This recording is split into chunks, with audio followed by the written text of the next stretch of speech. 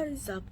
Hey, what is up, guys? It's your boy Guided Key back to you with some more Star Darlings Read Aloud. Let's go! Let's go, guys. And I'm here, and I'm about to read the next part where we left off. And we're gonna do Sage now. And when Star Darlings Read Aloud, and here we go. Sorry, I had to do some. Alright, so here we go. Name, Sage. Bright day, December 1st. Favorite color, lavender. Interests, travel, adventure, telling stories, nature, and philosophy. Wish, to become the best wish granter Starland has ever seen. Why chosen? Sage is honest, adventurous, curious, optimistic, friendly, and relaxed. Watch out for. Sage has a quick temper. She can also be restless, irresponsible, and too trusting of others' opinions. She may jump to conclusions. School year, first, power crystal, lavenderite, wish pendant, necklace. That's it, guys. She has a bad attitude, and also, well, no, guys, that's not it. That's not it, guys, actually. Because I'm just very excited. We're about to get into the actual story. Let's go. Now let's just get into this. I'm so excited. Are we there yet? The prologue. Are we there yet? Sage asked eagerly. The only answer was a loud snore from Sage's father, Leonard, as soon as he had programmed the coordinates into their Star Car's console. Oh, wow. Star Car? Really? I'm so sorry, guys. I accidentally stopped the recording. What kind of person am I? Ay. He had fallen sound asleep, as usual. Sage's mom, Indira, didn't even look up from her reading. That, too, was usual. Sage thought her mother should have been the one who was nodding off, as she was deep in a scientific hollow journal. But as one of Starland's leading research scientists, she found it engrossing. Luckily, Indira didn't take her daughter's lack of interest in her chosen field as an insult. Rather, she took it as a challenge. Sage's seven-year-old twin brothers, Archer and Helio, paid no attention either. They sat cross-legged on the floor, cheering on their cyber wrestlers, which were engaged in a fierce battle. Pin him, they yelled in support of their opposing fighters. Sage stared at her family. How can they be so blazed, she wondered. It was no ordinary day. It was actually the most exciting day of her life. She leaned toward the dashboard and lifted a finger, letting it hover over the dashboard and letting it hover over the hyperspeed button. Should she press it? Suddenly, her hand was gently slapped away by her ever-watchful grandmother, a tough old lady everyone called Gran, who then uttered the word Sage. Sage had been hearing since she was a tiny darling. "Patience, Sage," she said. Sage rolled her eyes. "You know I don't have any," she responded. Sage smiled sweetly at her grandmother before she added, just like you. Gran shrugged and handed Sage a wrapped candy from her large purse. She popped the candy into her mouth and promptly spat it out. "Moonberry?" Disgusting. Moonberry. Moonberry. That's just wrong. What, you get those from the moon? Sage sighed and glanced out the window. She caught a glimpse of her reflection. Slightly sparkly skin. Just like all starlings had. Long, thick, glimmering lavender hair hanging in braids that nearly reached her waist. A pointy chin and large, twinkling violet eyes that gave her slightly mischievous look. Ah, purple, always the evil color. Cheeks permanently flushed pink, rosebud lips that were usually carved into a playful smile, but were drawn into an irritated frown at the moment. The car was traveling so quickly that the scenery was one big blur, but to Sage, it felt like they were going in slow motion. She just wanted to get there already. Finally, when Sage thought she might scream, they were almost there. She looked out the window and gasped. The long straight road that led to the gates of her brand new boarding school was lined with towering trees that their spindly branches covering in brilliant lavender blooms. The branches stretched up into a tangled canopy overhead, forming a colorful tunnel that led to the entrance.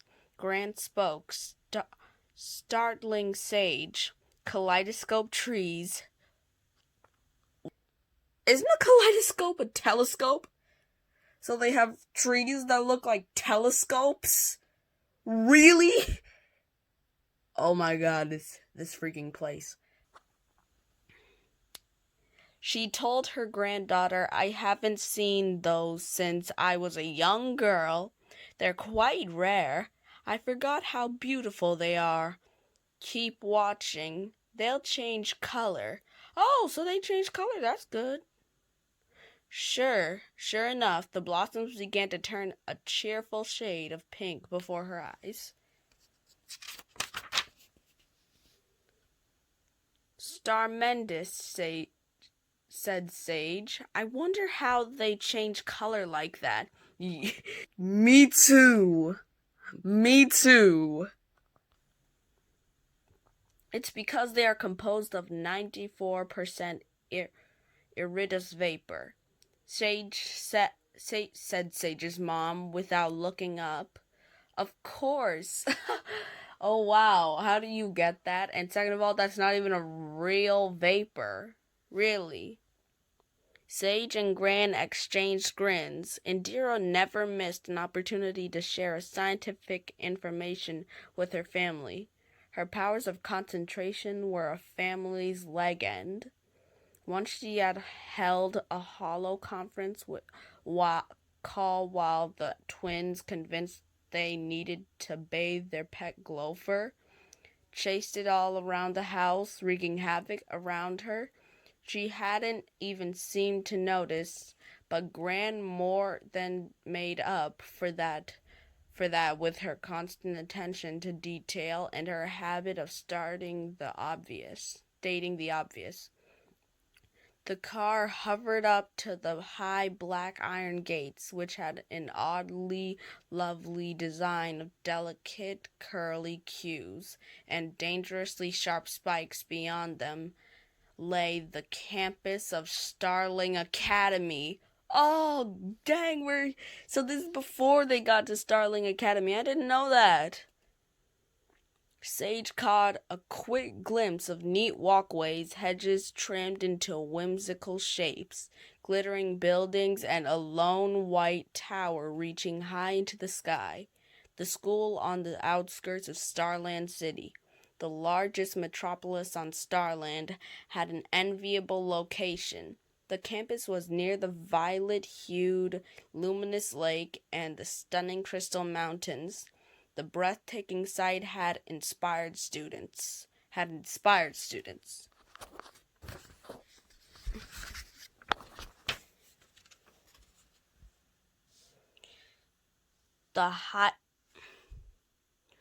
The high drongs of star years in the distance, Sage could see the mountain in all their multicolored glory.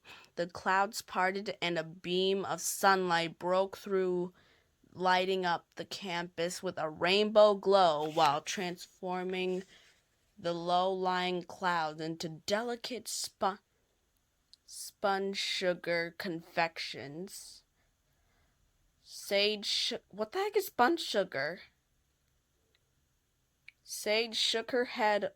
She was excited to finally be at Starling Academy, and it was almost too much to take in at once. She was superbly, stupendously, starmendously excited. That was what she had been working so hard for. Nothing was going to stop her now.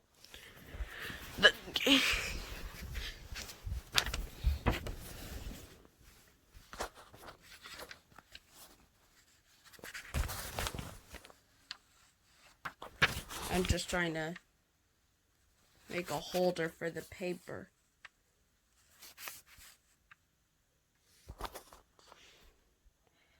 For height. Nothing was going to stop her now. I lost my place, guys. Finally. And it was almost too much to take in at once. She was superbly, stupendously, starmendously excited that was what she had been working so hard for. Nothing was going to stop her now. The gates rolled open slowly and the car inched forward. What happened to Star Car? What happened to Star Car? I want to know what happened to Star Car. And then came to a stop in front of a small glass booth. A bot guard appeared and held up a hand scanner. The Star Car's window. There, we're calling it a Star Car again. Oh, wow. Oh, just wow.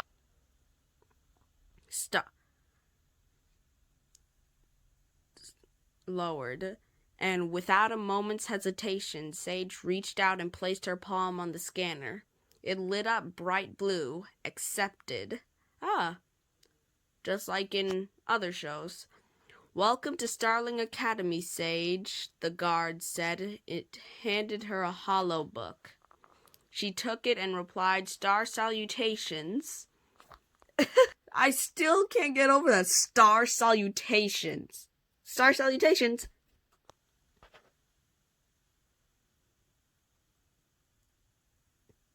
The traditional Starling thank you. She gave the bot guard a friendly wave, which as expected was not returned. Her little brothers broke into peals of laughter at the clipped cybernetic voice. Welcome to Starling Academy, Sage, they echoed.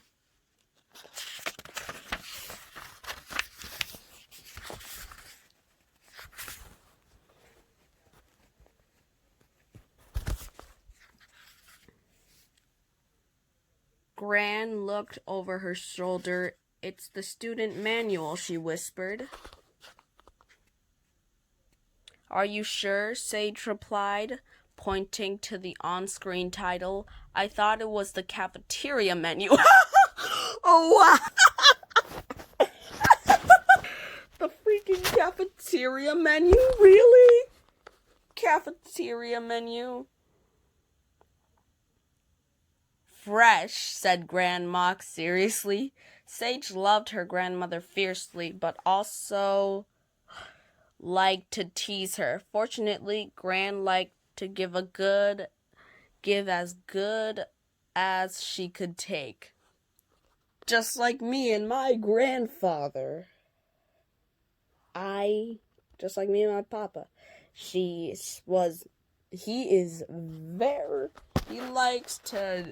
likes to make a joke on me. I like to make a joke on him. It goes round and round, round and round, round and round.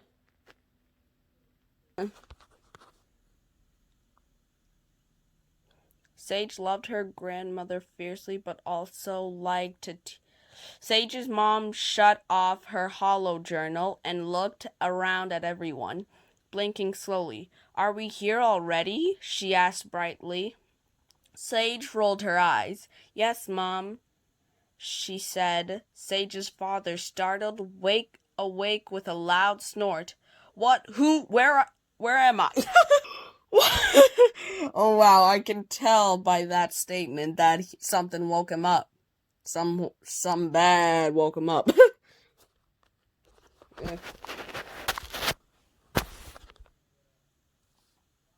And he sputtered. That sent the boys on another round of giggles. She ignored them. She looked around, took a deep breath, and squinched her eyes closed as the car glided through the entrance and the gates rolled shut behind them. She could really picture herself happy there. "I wish for big, exciting things to happen to me here," she thought. Her wish would come true, and then some. Okay, now what do I think about that chapter, guys? That was a very good prologue. That was a very good prologue. Very good. Very good prologue. And now to the premiere of the book. To the premiere. To the premiere of this book.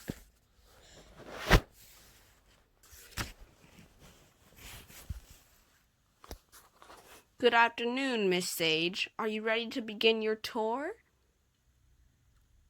Sage spun around. "Up here," the voice said. Sage craned her neck. Hovering in the air over her family members' heads was a medium-sized metallic orb. It flashed in the sunlight, forcing Sage to look away. "What is that thing?" Gran asked, shielding her eyes and squinting. "It's a floating bot guide," explained Sage's father. "It's a floating bot guide," explained Sage's father. "The neighbors hired one on their trip to Bushel Bay.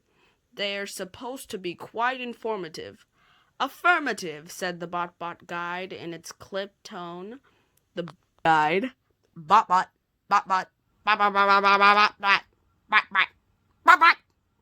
You see how funny that sounds? Really? A bot? The boys giggled, but a stern look from Gran. For what reason did she need a stern look?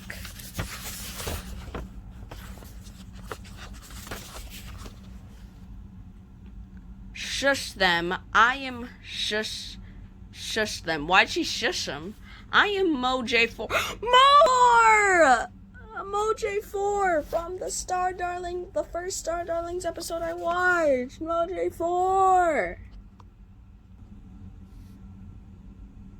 "And I am quite informative, if I do say so myself." He blinked when he spoke. "So can we go to the dorm now?" Sage asked. The bot guide paused, apparently running the request through his program to determine its validity? "Negative," he answered. "Before you head to your dormitory room and bid farewell to your family, you must first receive a tour to familiarize yourself with the campus." "Startastic," said Archer, rolling his eyes. So, wait, who's Archer again? I know Archer was someone. Archer is the I'm guessing it's the first twin brother.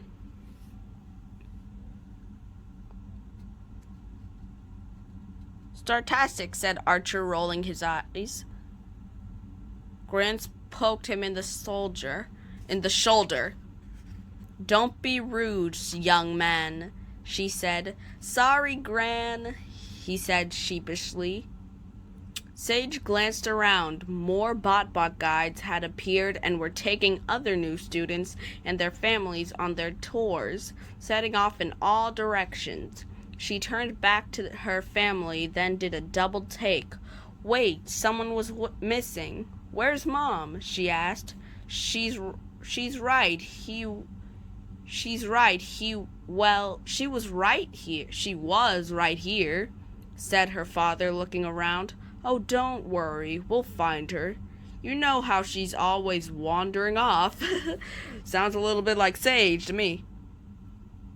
Sage did know her mother was a very busy and curious woman. She was often sent on trips to distant locations to fact find and give talks about her speciality. Alright, I'm gonna put the holder back on my blanket. Interstellar positive wish energy. All Sage knew was that it took her mom away from the family frequently. That was why Gran had to come live with them when the twins were born. If you will, follow me. We will begin our tour in the Star Quad, the heart of our state-of-the-art Starling Academy campus, announced Moj4. He led them onto a moving walkway which brought them to a lush green lawn. Note the grass perfect for relaxing or picnicking. The guide pointed out, here you can see the dancing fountain, the shifting hedge maze, and the band shell where concerts are held. Impressive, said Sage's father, nodding. Sage spotted a girl with an off-the-shoulder gold tunic and a halo of golden curls around her face standing on the band shell stage. Whoa, wait, hold up. Is that who I think it is? Let's read, find out. Oh, I think it is who I think it is. She was singing and practicing some dance moves, apparently putting on her own private concert. Several students were lounging on the edge of the splashing fountain, which was tilted in a mosaic of pleasing shades of blue. Dang it, they didn't cold. That's cold, really cold. And over here you will find the hedge maze, said Moj4. Sage and her family turned their attention to a tall wall of neatly trimmed greenery with an entrance cut.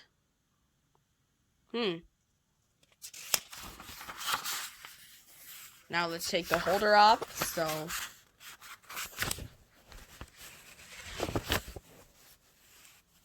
Let's take the holder off because my hand will be the holder on the bottom. Into the side, her little brother's eyes lit up and they took off toward it, disappearing into the maze without a backward glance. Boys, called Gran, we're still on the tour. Come back. They'll be fine, Moj4 assured her. The constantly shifting paths of the hedge maze will keep them occupied for quite a while, and there are guides to help visitors find their way out if necessary. Wow, Moj4 literally talks a lot. Probably because he's a robot. Or a bot. Still laughing, guys. If any one of you still says that it's not funny anymore, frick you. I'm still laughing.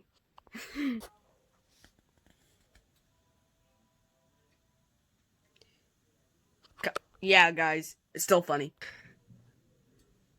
Moj4 zoomed down to Sage's ear level and said, students, however, must discover the secrets of the maze all by themselves. No problem, said Sage in a tone more confident than she felt. She looked around. What was her mother?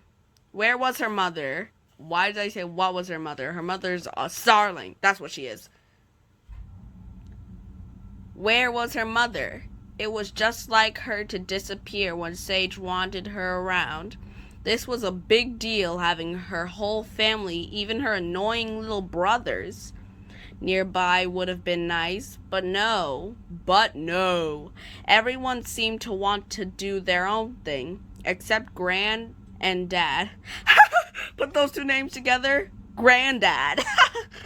Of course. Moj4 next took them to the Illumination Library, A circular room crammed from floor to ceiling with thousands of tiny hollow books. Down the center of the room ran tables glowing with soft light around by lounge readers with built-in lamps. There was a padded window seat with fluffy pillows in front of each of the large windows. So, I think in the first episode, we heard about the Illumination Library. I mean, wait, that's a public library? So what if someone else found that Star Darling book? What if someone else did? Then the secret would already be out. If you watched my video, I'll leave a link to my video. I'll leave a link to my video in the description below.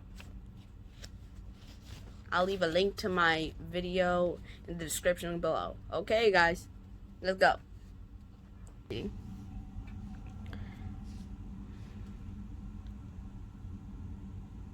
Down the center of the room ran tables glowing with soft light, surrounded by lounge readers with built-in lamps. There was a padded window seat with fluffy pillows in front of each of the large windows. Alright, let's put my holder back on. There we go. Gran was impressed. You should spend most of your time here when you're not in class. When you're not in class? Oh no! We have a bookworm. We have a freaking bookworm. Dang.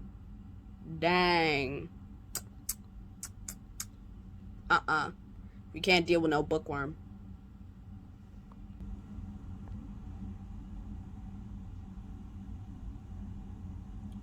She said to her granddaughter with a nod. Sage tried not to smile as the old woman then checked out a lounge chair, which immediately adjusted to her height, weight, and preferred reading position. Gran was less interested in the Lightning Lounge, which was housed in the same building. Sage, however, was enthralled by what she saw. Yep, Sage is a bookworm. Oh, wow. It was where students went during their downtime to socialize and relax. The lounge's main floor was split between the snack area. Wondering why I'm not surprised, because while you are watching this right now, I am also uploading my Little Pony first 2 episodes reaction. Yeah, and I'm having a bit of problem, so it might take a while, probably even days, because I don't have that much space, so it's taking a lot of work. Let's get back to the reading. So yeah, Sage is a lot like Twilight Sparkle. Sage tried not to smile, socialize, and relax. The lounge's main floor was split between the snack area, which was stocked with every treat and beverage the student could desire, and the sitting area, which was brightly colored and filled with floor pillows, low tables, fireplaces, fluffy rugs, soft, sumptuous chairs, and couch grouped perfectly for getting together with friends. Oh, dang, it sounds like that room has everything. Downstairs this school has everything. This school has everything. Downstairs was a party room, big enough for dances with other schools, which were held several times a year. Next, they went upstairs to cozy relaxation rooms, which sensed your mood. As soon as you walked in and chose appropriate music and changed the lighting accordingly, press that button on the wall to your right. Miss Sage, said Moj4. So appropriate music. I know what they're talking about. I know what they're talking about right there, guys. You gotta know too. Let me show you what they're talking about. That's what they're talking about. I know they are.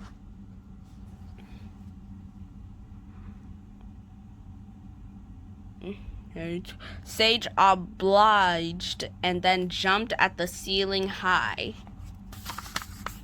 Now let's take my holder off and put my hand holder on. Above their heads began to roll back. A retractable roof for stargazing, said Moj4. All the seats reclined fully for optimal viewing comfort. Sage smiled. They really had thought of everything to help students relax and enjoy themselves during their downtime. Moj4 next brought them to the Celestial Cafe, the dining hall where students' meals were served. The view from the hall of windows was hollow card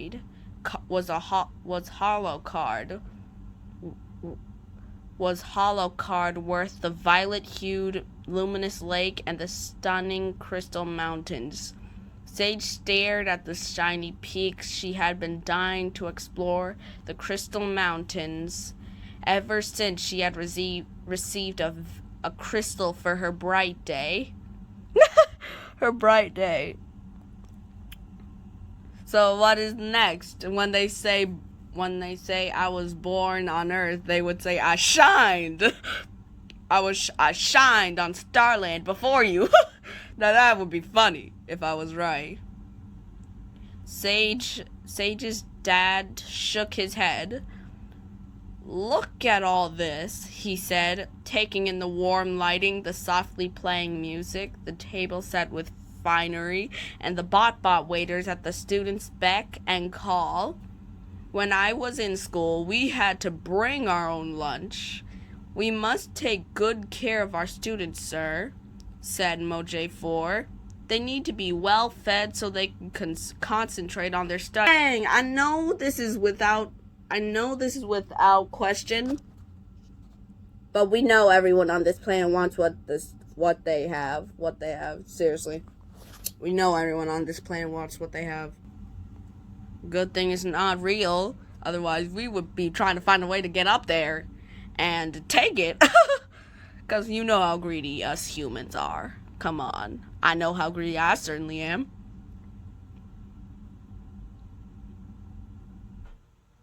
They next went to Hollow Hall, the largest building on campus, where all the classes were held. Connected to this building is a tower with the famous wishworld surveillance deck, accessible only to students, faculty, and graduates. Moj4 explained. Let's put my holder back on.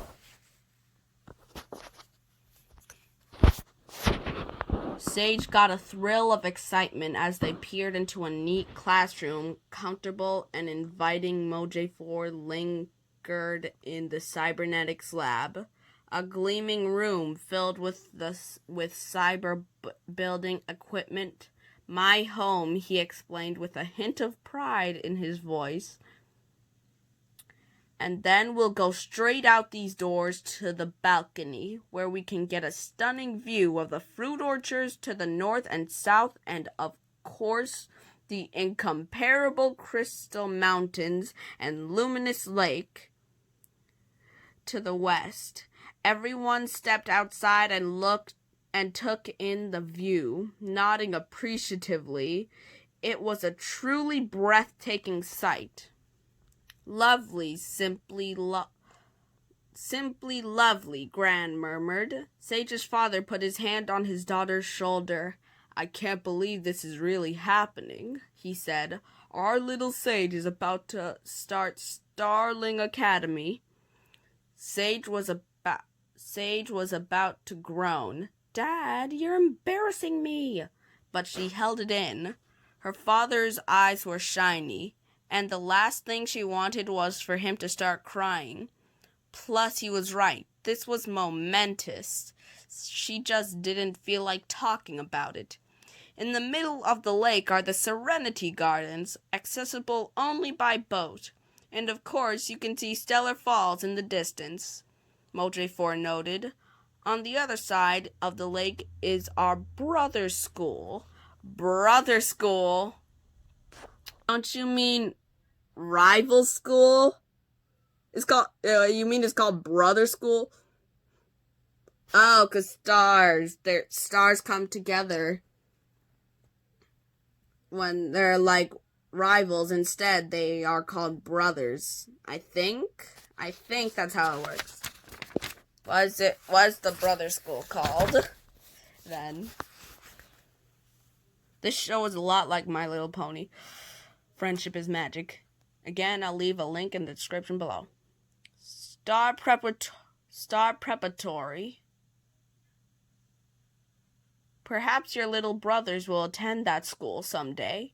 Perhaps, muttered Gran. Before Sage could respond, the thought of her wild little brothers being studious enough to attend the prestigious school seemed like high drawings of star years away to Sage. Wow! That's just wrong, Sage. Don't tease your brothers like that. After showing them the gigantic practice wish house, and the faculty residences, freestanding homes, each with a small backyard and a garden, Mojo4 said, "Next we will move to the Radiant Recreation Center. This is our last stop before we go to your dormitory." The Recreation Center is a state-of-the-art building with the equipment available for every interest and sport we play on Starland. It is where our champion e-ball team, the Glowing Golions, play every. Sage couldn't take the suspense any longer. "Can I go to my room now, please?" she asked. She was dying to see her room and, more important, meet her roommate. "Sage," said Gran, "your manners." Oh, before I forget, guys, put in the comments what is the next video you would like me to do. What would you like me to do it about? Put that in the comments, please. Okay. So, Mojo4 paused again to see if the change of plan fit in with his program. "Affirmative," he concluded. Sage and her family were led past the round, gleaming recenter, along a pathway to a large white building. They stopped in front of the steps that led up to the entrance. Alright, guys, let me put my holder back on. There are 2 dormitories on campus. This is the Little Dipper dorm. For first and second year students, and nearby is the Big Dipper dorm for third and fourth year students. Rooms are completely furnished for the students, with all the comforts of home, and roommates are carefully chosen to both complement and challenge each other. Why did they not make this into a video? Why didn't they not make this into a movie? I mean, guys, I would still read the book. Be honest. I would be honest to you, and I would still read the book. Well, pretty much not. Only if you guys asked me to. Like I said, put in the comments what you would like me to do. And also, guys, please. But guys, why didn't they make this into a movie? I want to know. Into like Sage and the Journey to Wishworld, and they could still have the Star Darlings episodes and shorts. I would still watch those. But why couldn't they make this into a movie? I don't get that. I seriously don't. Compliment and challenge, thought Sage. Interesting. Sage's father spoke up. Sage was not told to bring anything but the clothes on her back. He said a bit anxiously. "Are you sure she'll have everything she needs?" "I guarantee it," said Mojo4. "Don't worry, you'll soon see what I mean." "All right then," Sage's father said. All right then, said Sage's father. This is where I say goodbye, said Moj4. Once you step through the doors, hop right onto the cosmic transporter, which will take you directly to your room. It was a pleasure to meet you, Miss Sage. I hope we'll meet again. I will send your brothers to you. Good luck, and don't forget to count your lucky stars. Star salutations, Gran and Sage's father called. Star salutations, Sage repeated. Star salutations, Moj4. Goodbye. Goodbye to you, sir. Okay, guys, but just a reminder, since this is a Disney story, I'm putting myself in the story. I'm putting myself in the story, and all of the scenes with myself I'm going to do next. And all the scenes with myself I'm going to do next. So, let's go and just watch. So look on my channel for the next video.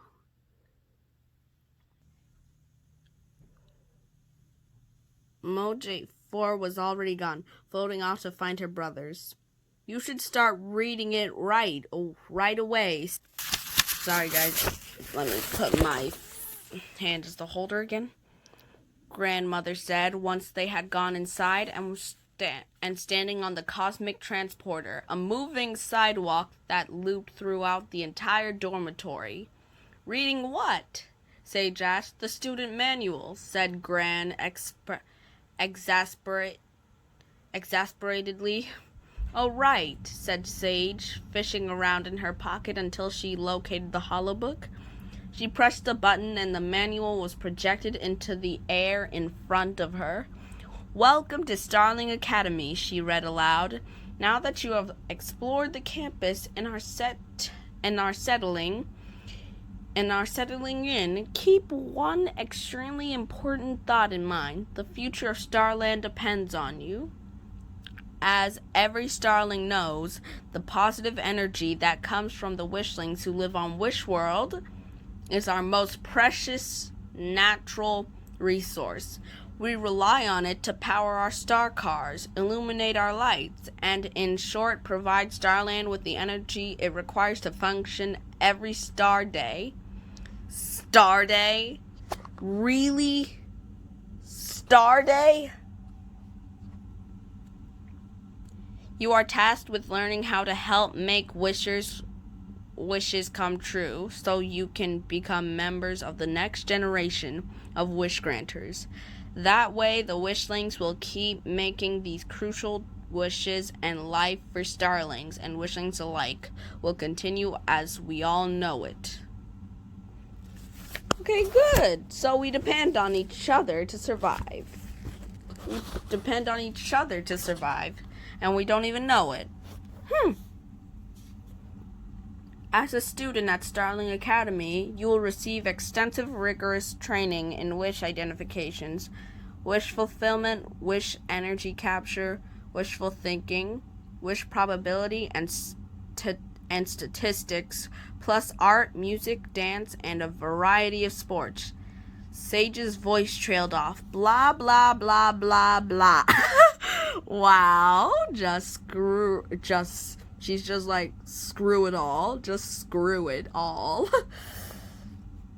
She concluded, shutting down the hollow book with a flick of her wrist. She rolled her eyes. No pressure or anything, she said. Gran laughed, but then her wrinkled face grew serious. Sage, she scolded, you need to pay attention. There could be some important information in that manual. It might even be on an examination. What examination? Said Sage asked teasingly. Her grandmother was so old-fashioned sometimes. An important examination, Gran insisted. Sage leaned against the railing on the cosmic transporter as they passed open doorways. She peeked into several of the rooms. There were girls crying as they said goodbye to their families, and others who waved merrily as their parents departed. That all made Sage even more impatient. She simply couldn't wait to see her room and meet her roommate. Finally, the transporter began to slow down. Sage straightened up as she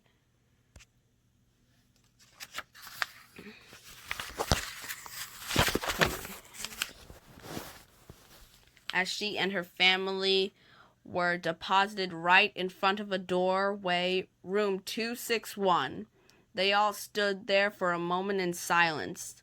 They hesitated in front of the door. Suddenly, Helio and Archer came running down the cosmic transporter. Alright.